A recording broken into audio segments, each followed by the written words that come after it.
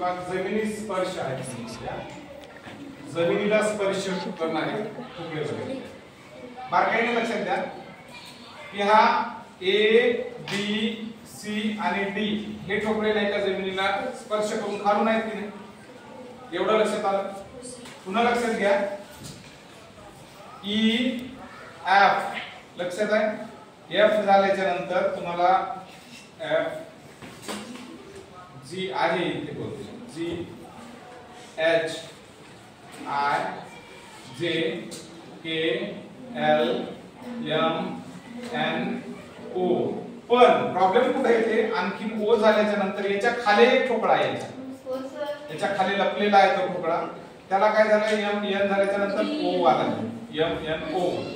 आता किती झाली आपली संख्या पहा, 1 2 3 4 5 6 7 8 9 10 11 12 13 14 15 आणि 16. जमिनी स्पर्श करणारे किती आहेत आपले 16. लक्षात आलं नसेल तर पुन्हा एकदा सांगतो, थोडं बारकाईने लक्ष द्या. हा ठोकळा जमिनीला खाली स्पर्श कसून नाही, ए वाला हा बी वाला पण आहे, सी वाला पण आहे, डी वाला पण आहे, ई वाला आहे, एफ वाला आहे, बरोबर आहे, जी वाला आहे. आता इथं एच वाला आहे आणि याच्या खाली एक आहे तो आय वाला आहे, पुन्हा हा जे वाला आहे, हा के वाला आहे, हा एल वाला आहे, एम वाला आहे, एन वाला आहे, ओ वाला आहे, पी वाला आहे. लक्षात आलं.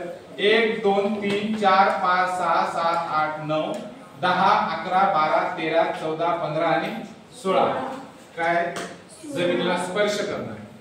लक्षात आलं सर्वांच्या, अल्फाबेट टाकून द्यायचे.